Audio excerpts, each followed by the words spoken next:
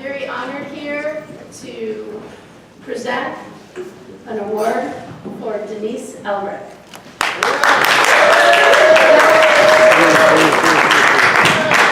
ACLU's Bell Freedom Award.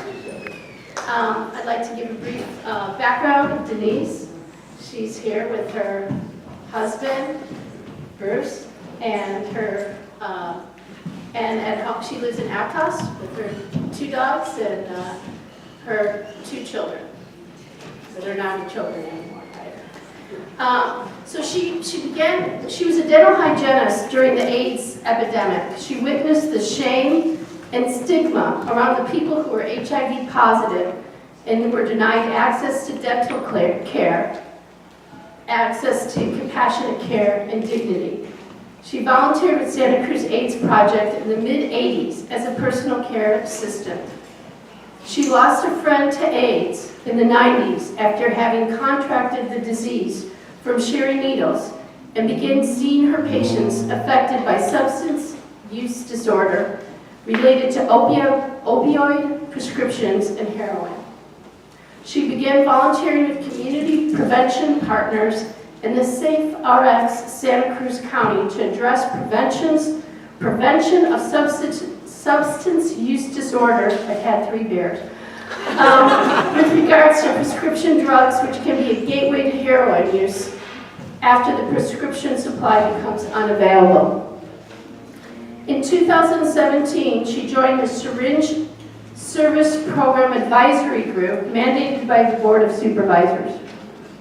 In 2018, she started doing outreach to the benchlands and delivered Narcan, food, sharps containers, wound care supplies, and gave rides to the syringe exchange program, and as well as including removing syringes from the community.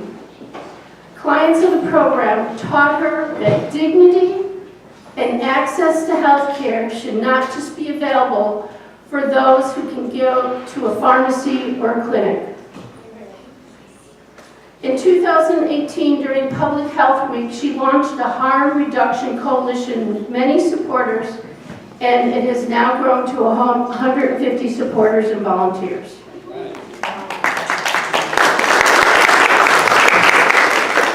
The outreach has expanded to Watsonville and soon to Felton and more isolated areas of Santa Cruz County. She speaks to community groups and organizations on the need for public health services such as syringe access and harm reduction during this overdose epidemic that we are currently living through. She's currently working on a video project to highlight the lived experience and decrease the stigma and mythical stories around people who use drugs. Rain or shine, you can always find her every Sunday night on Coral Street, giving out delicious homemade food and working with the poor, disabled, and those without shelter during harm reduction. She has now added an additional day to her schedule on Thursdays, going over to the Gateway Camp or Ross Camp or whatever you want to call it. Every Thursday, she treats everyone, every single person. I go there every once in a while to Coral Street. I've been there. And she treats everyone with such compassion and dignity to every single person who comes to her. And she's integral to harm reduction. She is a person I look up to. Every single person who comes to her for support, she treats with the utmost respect. The trust she has built in this community amazes me, and I'm in awe. Harm reduction is grounded in justice and human rights. It focuses on positive change and on working with people without judgment, coercion, discrimination, or requiring that they stop using drugs as a precondition of support. There's no one else who can represent harm reduction better than Denise. Denise is a person who's totally committed to social justice. Thank you.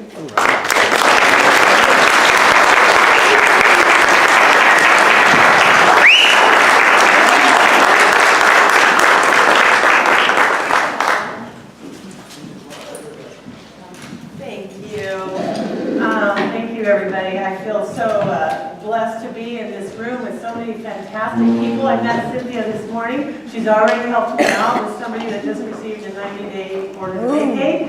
And then Steve, back there, he comes out with me. Yeah. He has years of experience with street outreach supporters, and he's a wealth of information.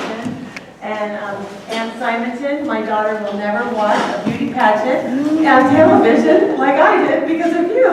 She will not get that negative messaging. So I really feel honored and like in the presence of people I could learn a lot from. So I just want to say thank you so much. I know this is a very like-minded tribe, and I am learning more every single day about meeting people right where they are.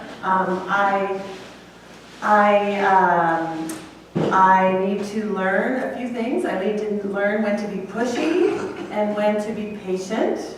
And so that I'm not very good at, according to my husband. but I am pushing the county to make a couple of changes. We are, as an advisory group, trying to move forward some things that are more in line with what we call best practices around how to run a program. And sadly, healthcare and public health can be very political, so there will be pushback. But in the meantime, I can be a Sherpa, and I can deliver things and refer people to HPHP and refer people to the clinic. There's a lot of resistance right now to use government clinics. There's a lot of, I don't feel like I belong there. It's very sterile, it's very wide. I'm afraid that someone's going to see me. It's a very hard, people think they're going to be coerced until they have to stop using, or there's a guard, there's security, and they don't feel comfortable with that. So it takes a while to kind of bridge that for some people and encourage them to go into the clinic because they can get access to nursing care that I can't deliver. But it's really been a wonderful experience to help people, and in the smallest of ways. And what I can say is that every single day there are opioid overdose reversals happening in our community, not by EMTs, not by paramedics, not by law enforcement, but by people and peers who use drugs. And every day there is not a fatal overdose at places where, like the Ross Camp. It's a huge success. They sometimes, one person I spoke with the other day used it 2 times in one morning. And so it's really the perfect example of empowering a person who's a drug user to make a good, healthy decision and to help out their community. So they need a lot of resupply, they need a lot of help and support, and they need a lot of appreciation.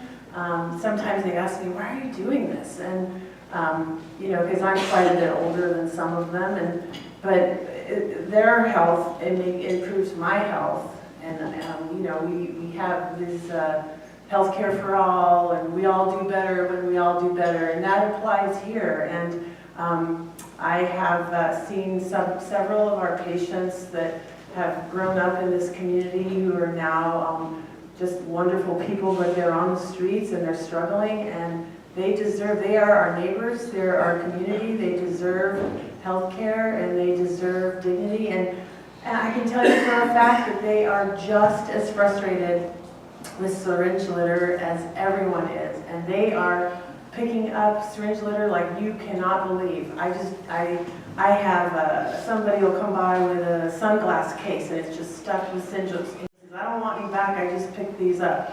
And they are exactly who we need out on the ground doing the cleanup work and talking to each other when they see somebody, you know, chuck a syringe, because it's very upsetting.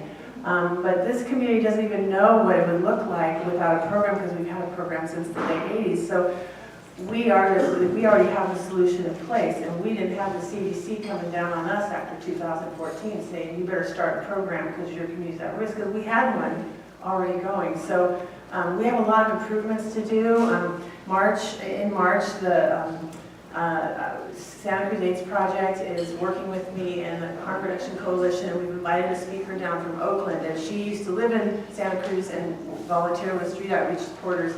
She's in charge of training at the Harm Reduction Coalition in Oakland, and she's going to come down and hold a training for service providers and nurses and everybody at the SSP and HPHP to teach people safe injection techniques and sterile techniques, because the hospitals are impacted with a lot of people with injection infections and abscesses, and they need health care, and we can do a lot to prevent some of those issues.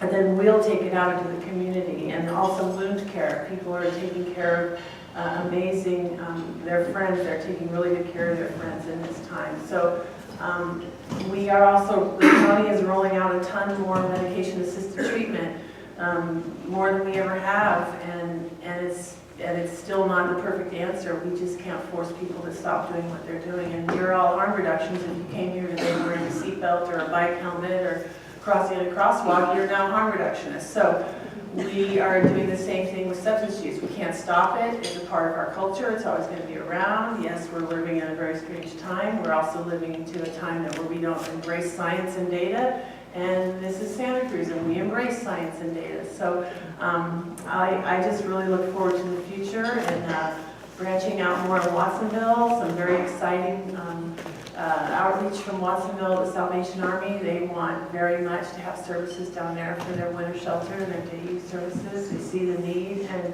Watsonville is the distant second step cousin who doesn't get the services that they deserve.